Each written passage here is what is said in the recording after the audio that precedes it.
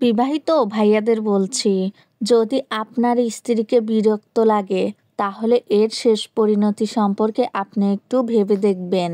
স্ত্রীকে বিরক্ত লাগার শেষ পরিণতি কিন্তু অতি ভয়াবহ, যা আপনি কখনো কল্পনা করতে পারবেন না। হ্যালো এভরিওয়ান, সবাই কেমন আছেন? আশা করি সবাই অনেক ভালো আছেন। আমি আল্লাহর রহমতে এবং আপনাদের দোয়ায় অনেক ভালো আছি। চলে আসলাম নতুন একটা ব্লগ ভিডিও নিয়ে। আশা করি সবাই সম্পূর্ণ ভিডিওটা দেখে নেবেন। আপনাদের সাথে কথা বলতে বলতে দুপুরের রান্নাটাও করে নেব।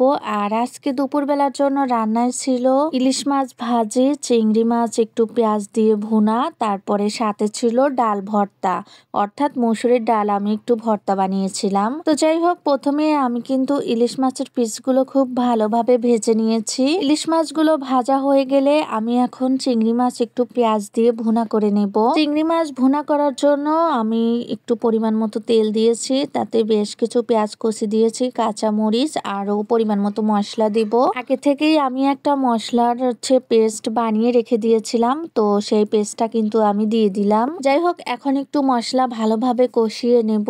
মশলা ভালোভাবে কষানো হয়ে গেলে আমি ধুয়ে রাখা চিংড়ি মাছগুলো দিয়ে দিব। মশলার মধ্যে চিংড়ি মাছগুলো কষিয়ে পরিমাণ মতো পানি দিয়ে একটু মাখো মাখো টাইপের হলে আমি চুলা থেকে নামিয়ে নেব। তো যাই হোক, বিবাহিত ভাইয়াদের উদ্দেশ্যে বলছি, আপনার স্ত্রীকে যদি আপনার বিরক্ত লাগে তবে এর শেষ পরিণতি কি আপনি কি জানেন? সেটা জানলে খুবই অবাক হবেন। যখন আপনার স্ত্রী কথা বলবে আর সেই কথায় আপনি অনেক বিরক্ত বোধ করবেন, স্ত্রীকে অসহ্য মনে হবে, স্ত্রীকে মনে হবে পর, আর স্ত্রীর চেয়ে বাইরের মানুষকেই আপনার বেশি আপন মনে হবে। ঠিক তখনই বুঝে নিবেন আপনার ধ্বংস অতি নিকটে। আপনার স্ত্রী আপনার কি ক্ষতি করবে? উপরালাই সে ক্ষতিটা করবে। তার চোখের জলে আপনি যে অভিশাপ, তার কারণে জীবনে কখনোই এগিয়ে যেতে পারবেন না। আপনি ভাববেন তাকে সরিয়ে দিয়ে আমি সফলতা পাবো, সফলতা অর্জন করব খুবই তাড়াতাড়ি। কখনোই না। মনে রাখবেন, আপনি জীবনে উন্নতির জন্য শত চেষ্টা করলেও সেই একই জায়গাতেই রয়ে যাবেন। কখনোই সফলতা আপনার কাছে আসবে না। আপনার জীবন হয়ে উঠবে অতিষ্ঠ। আর তখন আপনার ধ্বংসের জন্য অন্য কাউকে কখনোই আপনি দায়ী মনে করতে পারবেন না।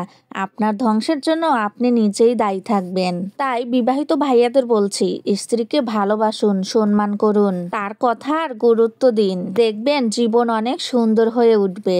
যাই হোক, এদিকে আপনাদের সাথে কথা বলতে বলতে কিন্তু চিংড়ি মাছ ভুনাটা করা হয়ে গেছে আর চুলা থেকে নামিয়েও নিয়েছি।